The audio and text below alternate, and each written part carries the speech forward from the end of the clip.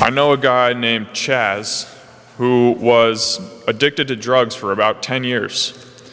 And during that time, he often lived in the streets using all his money for drugs. And he went to rehab 25 times to try to overcome his addiction, but it never worked. Eventually, after it had destroyed his life, he gave up hope, and he decided he was going to take all the rest of his money and go to Kensington, which is basically the heroin capital of America, and he was going to use all the rest of his money for drugs, live in Kensington until he died. And that was his plan. But as he was on his way, he suddenly decided to go to Adoration of the Blessed Sacrament. He had never been there before, but he had heard about it, so something made him decide to go. As he was sitting in front of the Lord, he broke down crying. And he cried for something like 3 hours because he felt the mercy and love of the Lord so powerfully.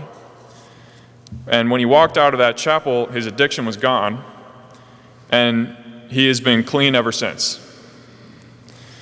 Now he's in seminary at St. Charles in Philadelphia, studying to be a priest, and he's a good friend of mine. He's really kind and a humble and happy guy. He's good at football and basketball. Without a doubt, God saved his life. And it's nothing short of a miracle that Jesus worked for him by healing him and restoring him to life.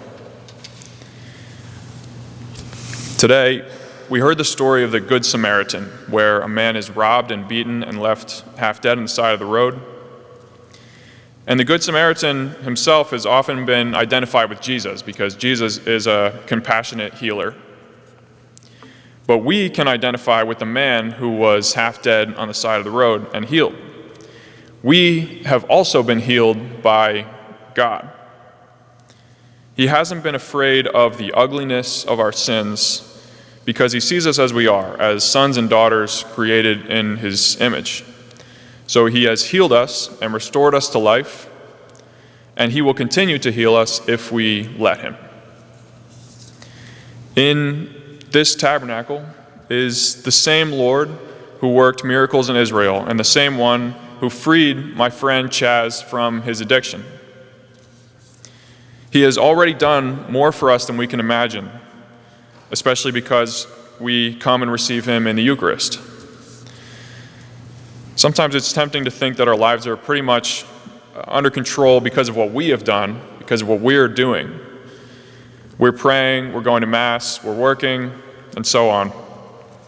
But we have to continue to thank God because he has already healed us and given us all that we have.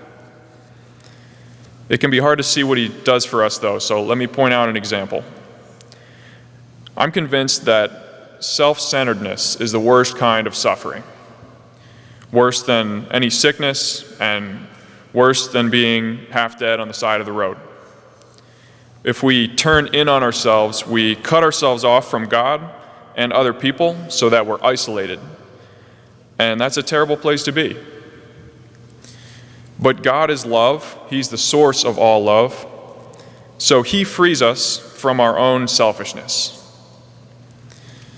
Since you're here at Mass, I assume that you have some measure of love for God and others. And that's totally because Jesus has come to us in our sin and suffering so that we can be healed, so that we can be free to love him and others. So today, let's thank God for his mercy in freeing us from our sins so that we can enjoy the life we have now. And if there's anything that you still need healing for, bring it to him today. If there's a sin you're struggling with, or some past sin that you're ashamed of, or some difficult situation, hand it over to him at this Mass. I can't guarantee that God will heal us in the way that we want whenever we ask, but he will increase our love. He'll increase his grace in us if we continue to follow him. And that's the greatest source of healing and joy that we can ask for.